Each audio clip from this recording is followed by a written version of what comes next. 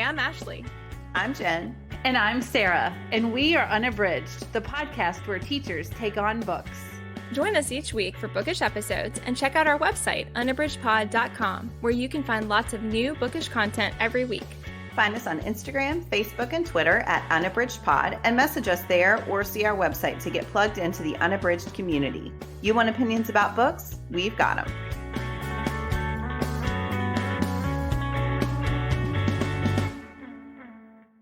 Hey everyone, and welcome to episode 218. Today is our February book club episode, and we are talking about Helen Hoang's The Heart Principle. Before we get started, I just want to remind you about our newsletter, which you can sign up for at our website, unabridgedpod.com. Twice a month, we release our newsletter, and one of those newsletters is looking ahead at what's coming up. So we go over our book club and our buddy read. There's a little reflection on a bookish thing that's always a surprise. And then our other newsletter is just sort of a little bit about us. We let you know what's going on in our lives, some things that we're loving, some things that we're looking forward to. So if you're interested in learning more about Unabridged, that is a great place to go. And again, you can sign up for that newsletter on our website. All right, for today's episode, we are going to start with our bookish check-in. Sarah, what are you reading today? So I am reading Sarah Nisha Adams' The Reading List, and I had seen this all over Instagram, and I'd heard that it's a book about books, so that really intrigued me. And I'm probably like 30% through, but this is a book about a widower named Mukesh, and he lives in London, and he has lost his wife, and she's been gone for 2 years, but he's had a hard time feeling moored since she passed away. And then there's Alicia, and she is working at the local library for the summer. And she finds this crumpled up piece of paper in the back of a copy of To Kill a Mockingbird. And it's this list of books.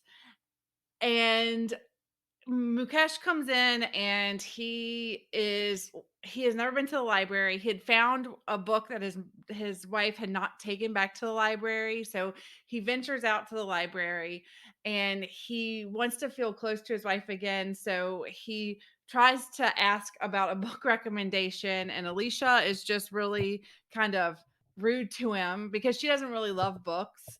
But then she finally at some point makes this recommendation for him to read To Kill a Mockingbird. And it's basically so far a story about how we can connect over books, and like how books can mean more than just what's on the page to people. I'm not exactly sure how it's all going to play out, because it keeps switching between characters, so you're getting little snippets of stories. But I really like the way that the books are the center and focal point of how these people are coping and getting through hard times. So it's very good. Again, that is Sarah Nisha Adams' The Reading List. Oh, that sounds wonderful. That sounds so good. You know, I'm there for anything about books bringing people together. Yeah, I hadn't heard of that, Sarah, but it sounds great. Yeah, I really like it. Ashley, what are you reading? So I am reading Rita Sepetty's The Fountains of Silence. I've wanted to read this for a long time, but it was the one book on my 2021 reading challenge that I really wanted to read and did not. So I already told you all about that when we recorded that one. And here I am finally reading it. I'm so glad. This is set in Madrid in 1957 during Franco's reign, and it is horrifying. And I think I am really loving reading it. Listeners know that we were in Madrid for all of the fall, and it's a place that's really close to my heart. And I really love Spain. My family has spent a lot of time there, and we have a lot of connections to people there. And I think that I have been really limited in my knowledge of just how horrible things were under Franco. Of course, I knew, and I have seen some of the aftermath, so I knew of it vaguely, but I was naive about how unbelievable it was, that era is, for the people who lived through it. And so I love the way the book is set up. There are two main characters, And it is Daniel, who is coming from Texas. He is the son of an oil tycoon who is there. His mom is Spanish, but she has lived in America with his dad for his whole life. And so she's from there, and yet she's really removed from it at the same time. But because of that, he speaks fluent Spanish, and he has this tangential connection to Spain, but is very naive about what life is like there. So they are there working out an unclear, like it is vague what the deal is with the oil, but there's something going on with Franco and his parents as far as why he's in Spain. But he's staying at this hotel. His family is very wealthy from the oil rigs, and yet his heart is for photography, and he's really passionate about taking photographs. And then there's Anna, who works in the hotel. Her parents were Republican. They were teachers. Her mom was a Montessori teacher, and her dad was also an educator, and they were both killed. And she is trying to be silent about all of that because there's tremendous pressure on anyone to not have any of those connections. So she and her siblings are in abject poverty. They are doing everything they can to survive. They're desperate for Anna to keep the job at the hotel because it's very much what's keeping the family afloat. The circumstances they're living under are horrific. One of the things that is so crushing is that they have to pay for rent of their mother's grave. And so they can never make any progress because they're always having to pay. And if they don't do that, they're going to exhume her body and dump it into a pit. And so it's this just horrible past that they are continually trying to look away from, but also that's a very vibrant part of their current situation because a lot of the poverty that they're encountering continues to be plaguing them because of the things that happened in the past. And so, I mean, I just think it's a phenomenal book. I've been really moved by it so far. You know, I've still got a long way to go, but I just think that the setup of those two characters really helps to open up the doorway of showing two very different sides of, you know, what people who were tourists coming in saw versus what the reality was like for the people who were living there. And then Daniel with the photography that's opening up a really interesting aspect of it as well. So, and like what's censored, of course, in the news, and how the dictatorship is taking control of what people do and don't see about what the country is like. So again, that is Rita Zepetti's The Fountains of Silence, and it is phenomenal so far. I loved that book. I just think she does historical fiction for a young adult audience so brilliantly, and I love that book. I just was totally captured by it when I read it. Yeah. Yeah. What about you, Jen? What are you reading? So I am listening to Margaret Verbal's When Two Feathers Fell from the Sky, thanks to Libro FM. This one came out in the fall of 2021, so I'm a little bit behind on this one. It is great. So this is about, it's about a lot of things. It takes place in 1926 in Nashville. I would say the protagonist is a young woman named Two Feathers, who is a Cherokee horse diver, which means she goes with her horse up on this platform and they dive into a big pool of water, which just seems unbelievable to me, but I know that it did happen. This is based on history. And initially she was with a Wild West show, but now she's on loan to this zoo. It's the Glendale Park Zoo. And there's this whole cast of characters sort of circling around the zoo.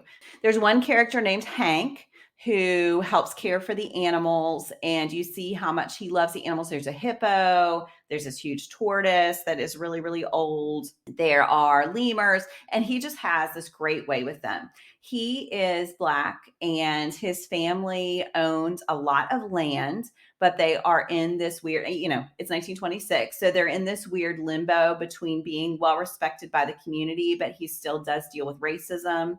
He and Two Feathers are friends, but they have to be careful about being too open about their friendship because of their races. So you see as well Two Feathers dealing with a lot of racism. There's a character named Clive who was in World War II. He's British and he's suffering from PTSD. There is a character who is white named Jack, and he has become convinced, just because he decided he wanted it to be true, that he has Cherokee ancestry. And so he gives himself what he calls his Indian name and becomes obsessed with Two Feathers. Yeah, you can see that's going nowhere good. And there are a lot more characters, but there's one more I'll talk about. There is a ghost of a Cherokee who becomes embroiled in the plots spinning around Two Feathers. So I love a book with multiple characters whose points of view we get into. I think Two Feathers is a wonderful character. She is really nuanced. She has this blend of, she understands that a lot of people see her as more masculine because she wears pants a lot and she's diving from the horses. So there are all these ways, like she really loves scarves, that she tries to exert her femininity, and yet she still wants the power that comes to men, and she can't get it. There's a lot of great, just direct discussion about the racism these people faced. And, and because it comes from different situations, because you see the way Hank has to deal with it and the way Two Feathers has to deal with it, there's a lot of nuance there as well. So it is great. And it's also just a lot of fun. Like, yeah, the descriptions of Two Feathers and her horse are really fascinating to see how they worked through it. They have a lot of acts, like they're two sisters who have a juggling act, and they talk about like how many times they've broken their noses. And it's a really great mix of a lot of different things. So makes it quite complex to discuss succinctly. But as you can see, it encompasses a lot. And so, yeah, I'm really looking forward to seeing how that one wraps up. So that is Margaret Verbal's When Two Feathers Fell from the Sky. Wow, Jen, I hadn't heard of that. That sounds fascinating. It's really good. I think both of you would like it a lot. It's really, really good. All right. Well, sorry for that ramble, but we are going to switch over now to our book club pick for this month, which is Helen Hoang's The Heart Principle. I'm going to read a brief summary. Anna has become a YouTube sensation after a video of her playing violin went viral, and it has completely ruined her enjoyment of her art. Quan is recovering from cancer and has not yet returned to normal life. After Anna's boyfriend announces that they should have an open relationship, Anna resolves to have a one-night stand in revenge and joins a dating app. Quan thinks a one-night relationship might help him get over his self-consciousness and does the same. You can see where this is going. When they meet, things, of course, take an unexpected turn. And I didn't want to put this in the summary, but I will just say the turn is not just in the relationship, but this book takes a big turn partway through. So we are going to dive into our discussion now. Ashley, what is your overall impression of this book? Well, longtime listeners know that I absolutely love Helen Hoang. She really is the author who turned me on to reading romance and kind of opened that doorway for me. And so I've read her other books, and this one did all the things that I loved in the others, and I thought explored new topics in a new way, and yet had all of the things that I've just loved about her work. I loved the complexities of the characters. I loved the self-consciousness that both of them experienced throughout the book. I thought that that was really well portrayed. And so, yeah, overall impression was that I was on board before I started because I love her work so much, but we all know that that means there's a lot of pressure for books when we feel that way about authors. And yet I absolutely loved this one. So, yep. Great. All right, Sarah, how about you?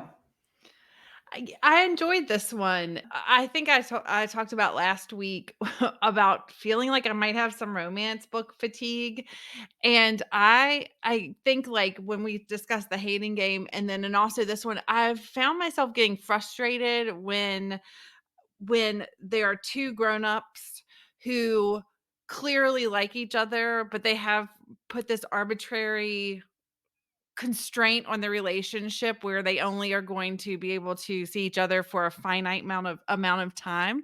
So that I found that kind of frustrating, but at the beginning of this book, but once they kind of got over the hump of that, I really, really thought it explored a lot of really interesting things that come up in a relationship, not just a romantic relationship, but in family relationships and expectations that happen when you are a part of a family. And I really liked all of that. So overall, I really enjoyed it and thought it has continued to make me a huge Helen Hoang fan. What about you, Jen? What are your thoughts?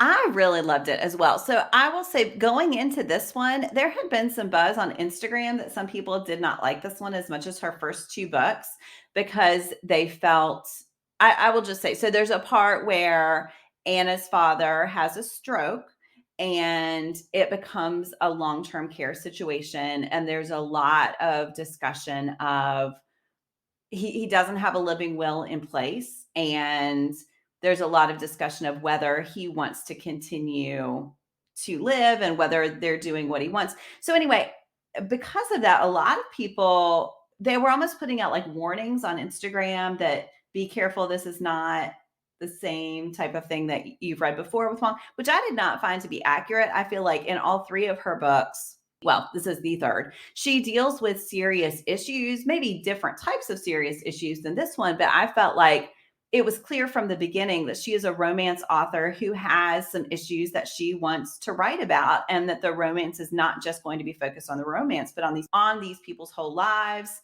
And I will just say, I do not agree with that characterization of this book as being really different from her first two.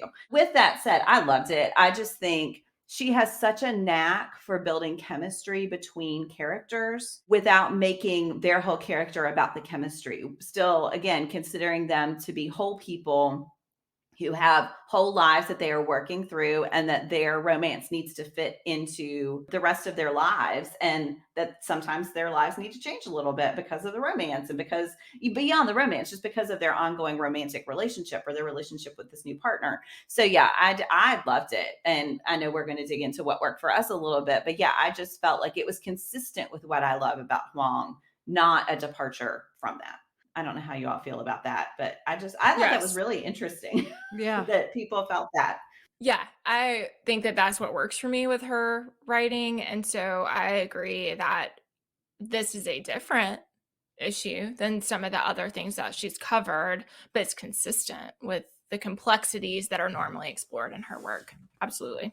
Okay, well, yay. I just kept wondering if I was off base on that, and then that is confirming. All right, well, we are going to move to our next category, which is what worked for us. So, Ashley, what's one thing that worked for you?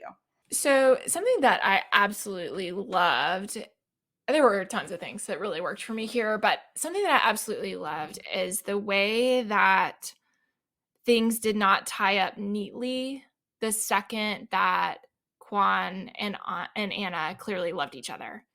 And I just really appreciated that because I felt like the temptation when you are telling a story, especially in a romance story, is to say that like love conquers all and that things are going to work out, and that once they work out, everything's going to be fine. So like her music's going to be fine. Her relationship with her family is going to be fine. She is suddenly going to no longer have these struggles. And I loved the way that when everything fell apart with her family, that Quan was there for her, and it was messy and it was hard. And I think I have not seen that represented very frequently, particularly in again, I mean, I think this is a romance, but it also is not just a romance in the sense that it can be in a lot of genres. I think it covers a lot of different topics and therefore could fit in a lot of different genres. But I think a lot of times when we think about romance, again, it's focused on two main characters.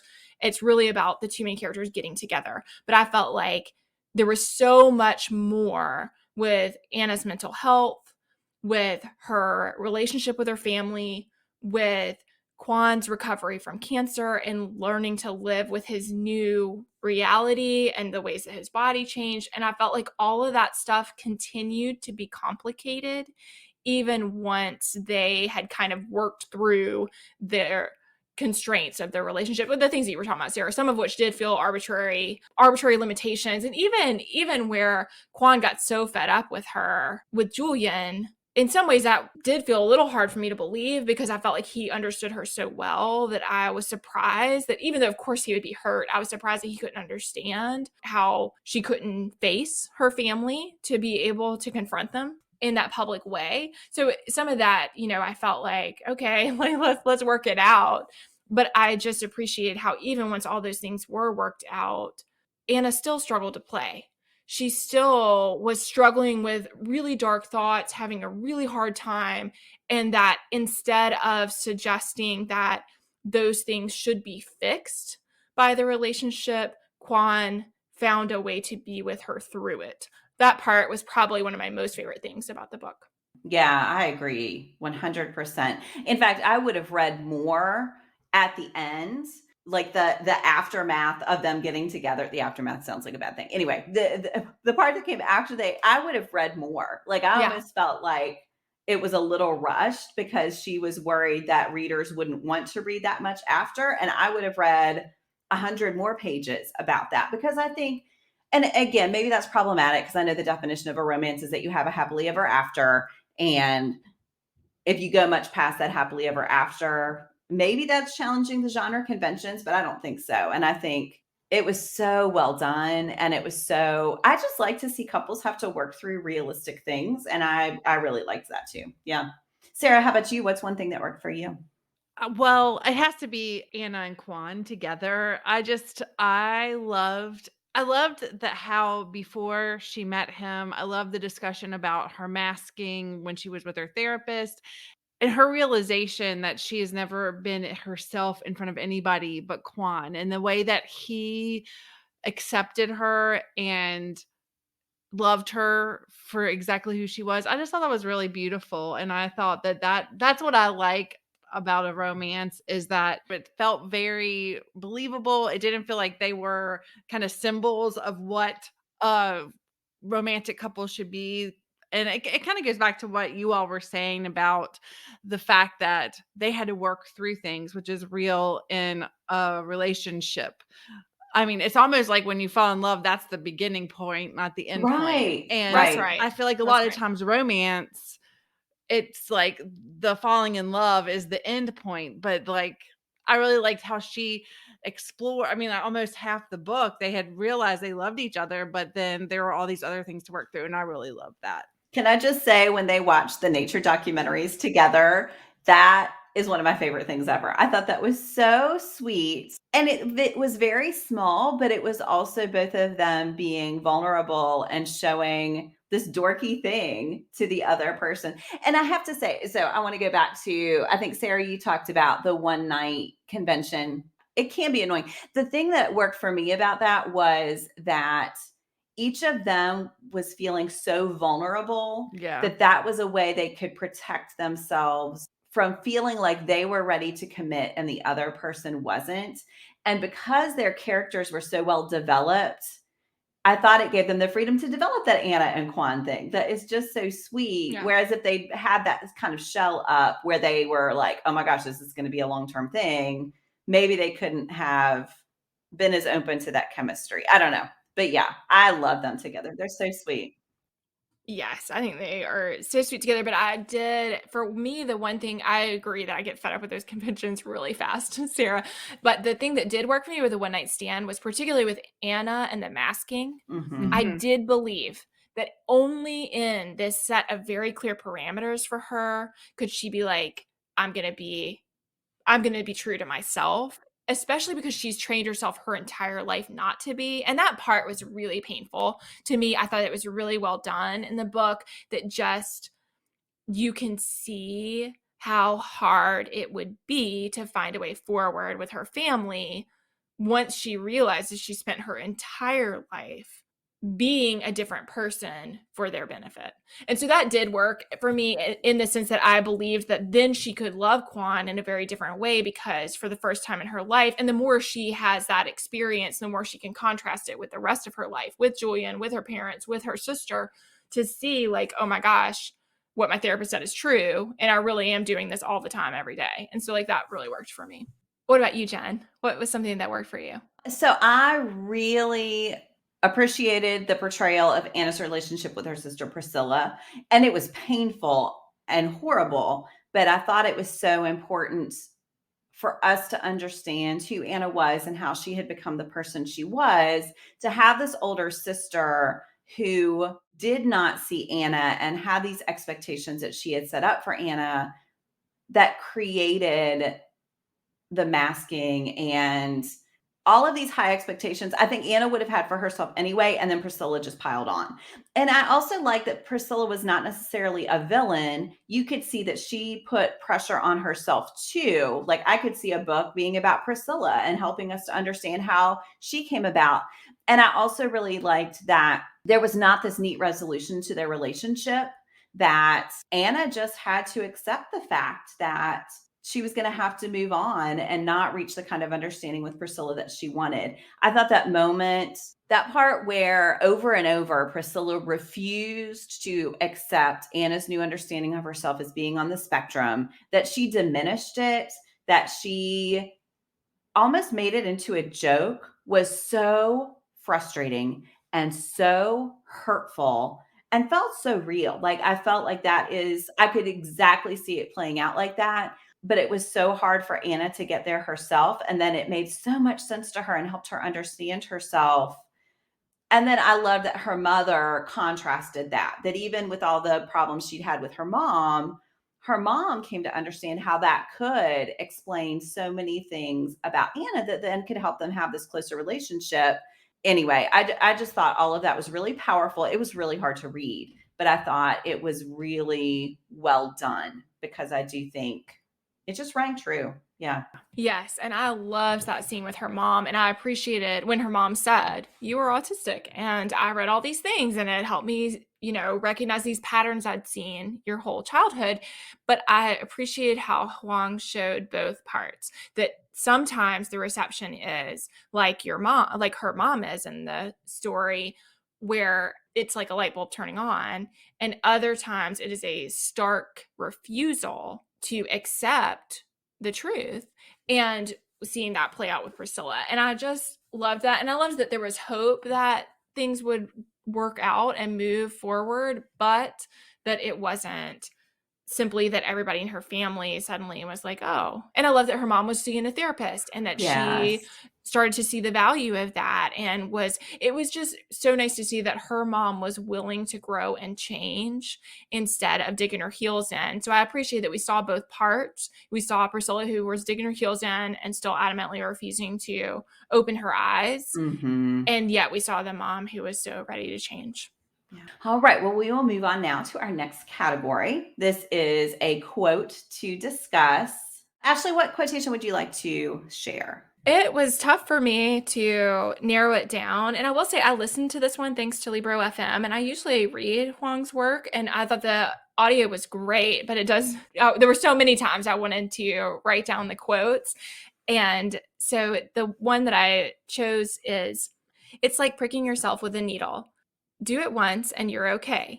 You can ignore that it even happened. Prick yourself repeatedly without giving yourself time to heal, and soon you're injured and bleeding." And there were so many things I thought were really beautiful, but that was really striking to me because, again, we really come to understand how Anna has been masking in front of her family her whole life, but certainly as an adult, where she's no longer living in her parents' home.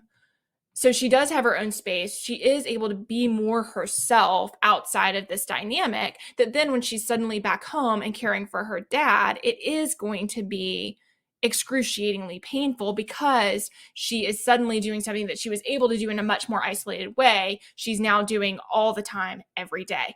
And so I just thought that the quote was really powerful. And I think it speaks to a lot of the things that she worked out with her therapist, that she came to understand about herself, about why it was so important for her to untrain this behavior that she's been doing to accommodate everyone in her life, that she's got to find a way not to do it anymore, because otherwise she's pricking herself with a needle over and over and over and over again. And I thought like that was just really powerful. So that was one of the many times that I was like, yes, I think that is just so beautiful to illustrate what's going on for her. Yeah, absolutely. Oh, that whole part was really vivid and painful. And again, just real. Yeah. Sarah, how about you? What's a quotation you want to share? My quotation is, "For that's the only place where true perfection exists, the blank page. Nothing I actually do can compete with the boundless potential of what I could do. But if I allow the fear of imperfection to trap me in perpetual beginnings, I'll never create anything again." And I just pretty simply just thought that encompassed a lot of Anna's anxieties and issues surrounding her loss of being able to play her violin, which was a very defining thing for her. So that just really spoke to me, and I liked the way that was explained about the blank page, and you can just feel her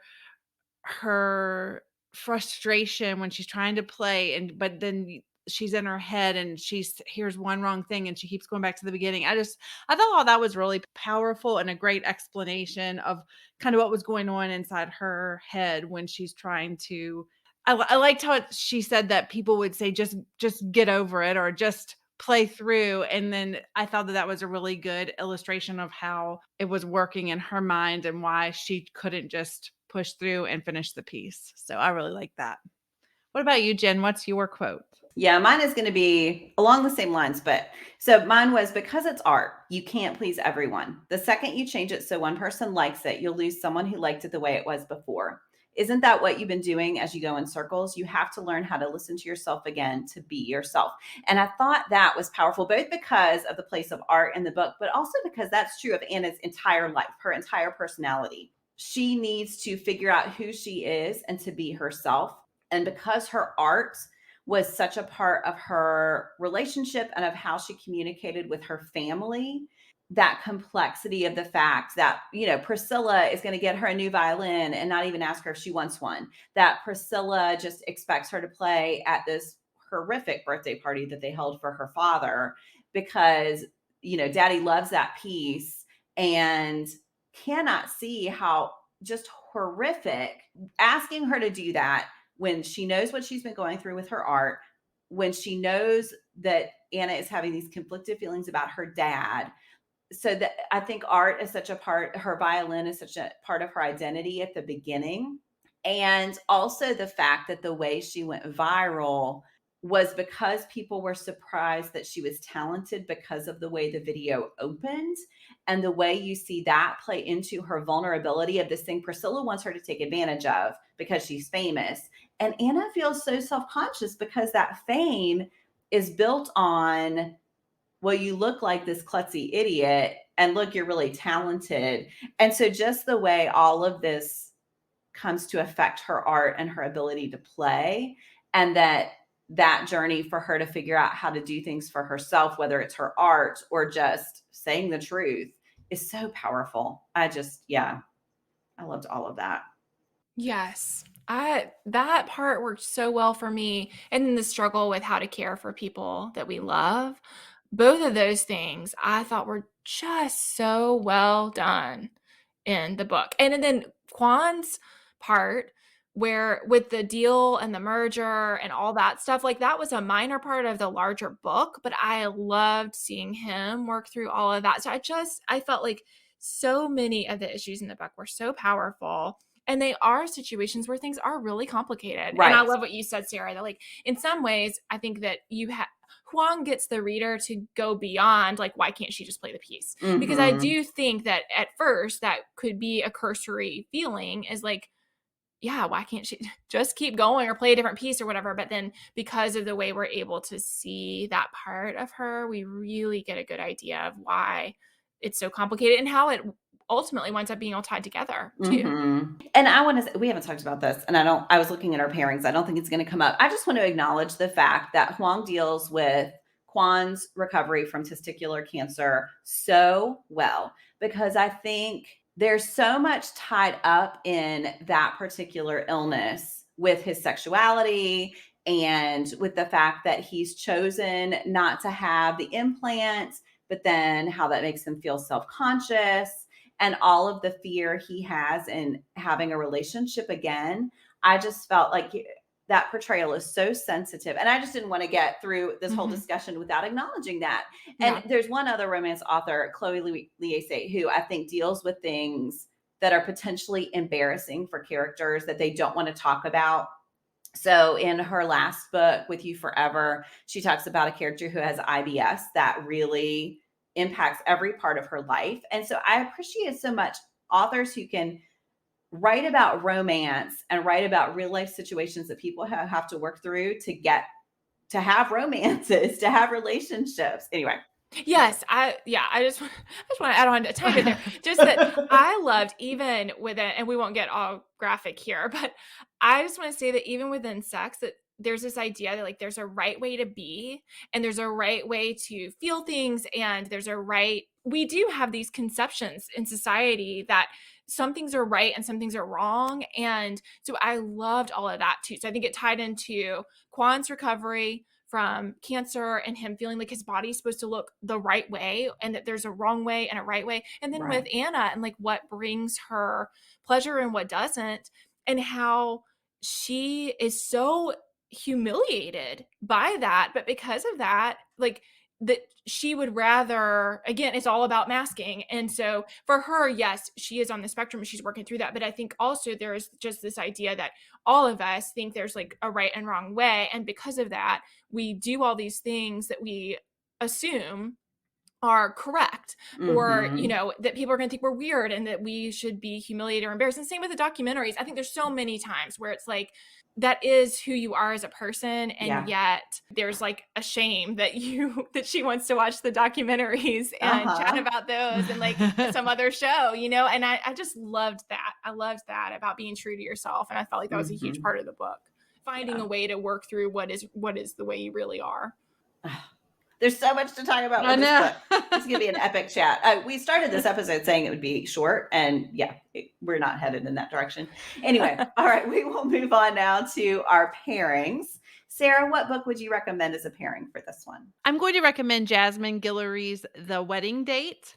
I read this a while back, and this one is not quite, it doesn't tackle as many serious issues as the Heart Principle. It doesn't have that sadness, because I think there's a point in the book that's very sad, and it was difficult to read.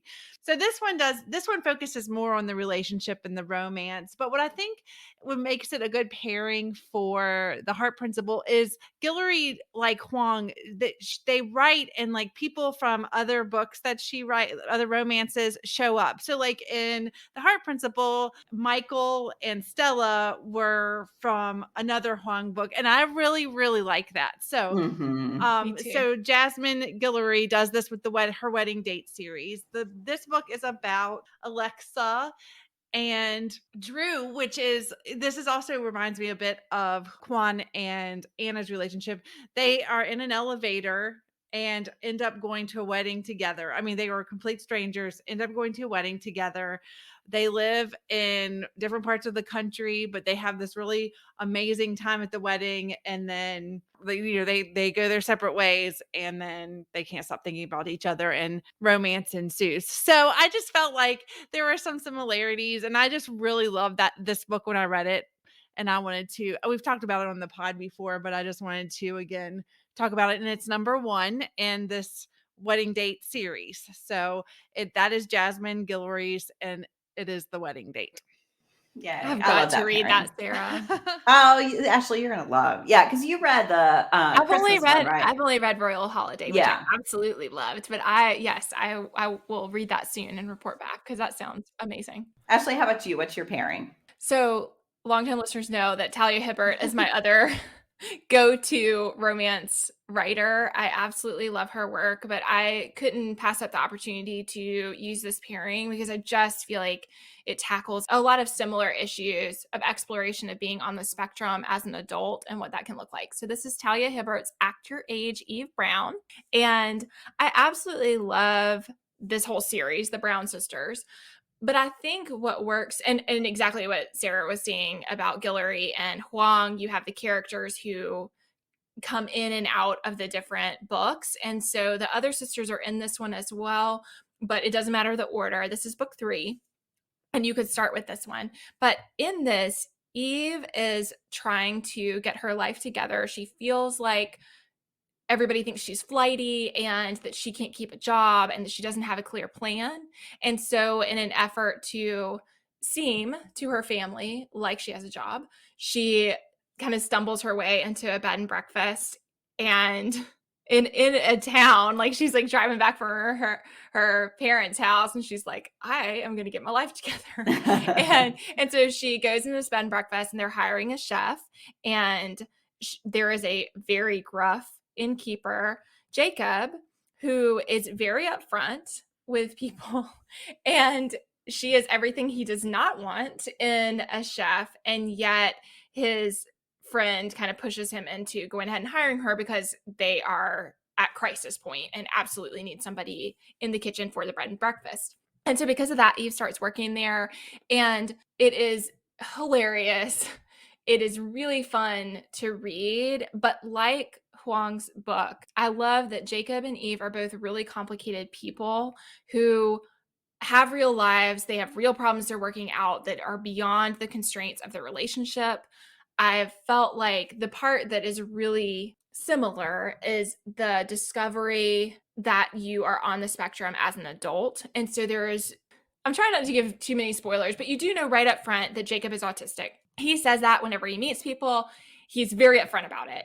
But then there's exploration of what it means to be on the spectrum. And so some things come along in the book that I think are really illuminating. And I think that both Hoang and Hibbert do a really great job of exploring women on the spectrum and how it could come to pass that women are in their 30s and don't know that that is true about them, and yet can discover that. I mean, we see that with Anna, where when her therapist opens that door for her, she can't stop reading all the articles because, of course, it's like a key and a lock that she did not know was true that suddenly illuminates all these parts of her life that she's never understood. And so I think both of them explore that in their books in a way. And I mean, again, that's like an ongoing thing in each of the author's work, that idea is being explored in a really meaningful way, and how understanding things about yourself can really help you live a more fulfilling life.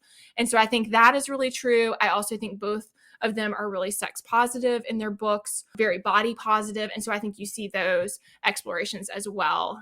We talked about it with Hoang's book, but we see it in Act Your Age, Eve Brown as well. So yeah, so I couldn't pass up saying Talia Hibbert's Act Your Age, Eve Brown. I think it is a great pairing for this one. Yes. Yes, those parallels are great. And I do think, I think when authors do that well, I want them to do that in every book, because I think it's just an underrepresented part of the romance books. Yeah. Yeah, absolutely. What about you, Jen? What's your pairing? So I went in a little bit of a different direction after much debate, and I am going to recommend Michelle Zauner's Crying in H Mart. So this one is a memoir, and it is about Zauner's grieving for her mother who has died. She had cancer, but it's also about the way that Zauner cares for her. And I think it deals in a very similar way to the Heart Principle, with just the toll that kind of caregiving can take on a person. Because in the Heart Principle, of course, we see this with Anna and Priscilla and their mom caring for her father. And you see the way that they are simultaneously grieving for the person that they are losing, but also just the physical and mental and emotional toll that can take. And I think Zauner deals with that so well in Crying in H Mart. She's honest and vulnerable in sharing what it meant to her to do it and why she needed to do it, but also the fact that it is so agonizing and so difficult just to continue to push through in that sort of situation, and the complexities of caring for the person, feeling like it's something you need to do, but also the fact that there is some resentment there, and just how isolating it can feel. I just thought that was so well done in both books. Of course, the books are quite different, and so the tones are really different, but I felt like that part of each book, there were some strong parallels there. So that is Michelle Zauner's Crying in H Mart, which I think if that part of the Heart Principle resonated with you, this memoir would as well. I love that memoir so much. It was so beautiful. Yeah, I did too. And I felt like, it just, in both situations, I just appreciated how, again, I think there's an idea that there's like a right or honorable way to be in those situations. And I think both books really break down that construct, that there's a certain way to be a caretaker and that you have to be that way in order to take care of your loved one. I felt like they both really challenged that idea in a way I appreciate, because I think a lot of times we see that as one-sided, that there's, you have to be all on board, that you're never going to feel resentment or frustration or anything for yourself. And so I think they really show that. And then how much of a strain it is on the people in the family, like between each other, how hard that, with Zauner and her dad, I mean, it's those tensions between them that I think are explored in both as well. Yeah. All right. Well, we are going to wrap up this book club discussion with our bookish hearts. Ashley, how many bookish hearts would you give this? 5 bookish hearts. I loved it. Sarah? I'm going with 4 bookish hearts. How about you, Jen? I'm going with 5 as well. All right. Well, we would love to know what you think about this one. You can find us on @UnabridgedPod on social media. And yeah, just let us know what you thought. To close out our episode, we are going to do our Give Me One. And this topic is favorite podcasts. So Sarah, give me one favorite podcast. My favorite podcast is the Popcast because I love all things pop culture and I think that the hosts are hilarious. Ashley, how about you? I listen to tons of podcasts every week because it is my job, and I love the ones that I work with, but I really don't listen that often on my own. But I love She Podcasts. I listen to their podcast some, but I also get their newsletter. I follow them on social media, and I really trust them. I trust what they say. It's Elsie and Jess are the hosts, and I just love the information they share. I love the way they share it. Yeah, I think they're amazing. So She Podcasts. What about you, Jen? So I mentioned this recently in a Give Me One, but I can't resist mentioning it again. Pop Culture Happy Hour is, just makes my every day a little bit brighter. And like Sarah, I like pop culture, and that is a really fun, fast listen every morning. All right, everyone. Well, thank you so much for listening to our discussion of the Heart Principle. Again, you can let us know what you think. And don't forget to sign up for our newsletter where you can get lots of great information about Unabridged. You can go to unabridgedpod.com to sign up for that. Thanks so much for listening.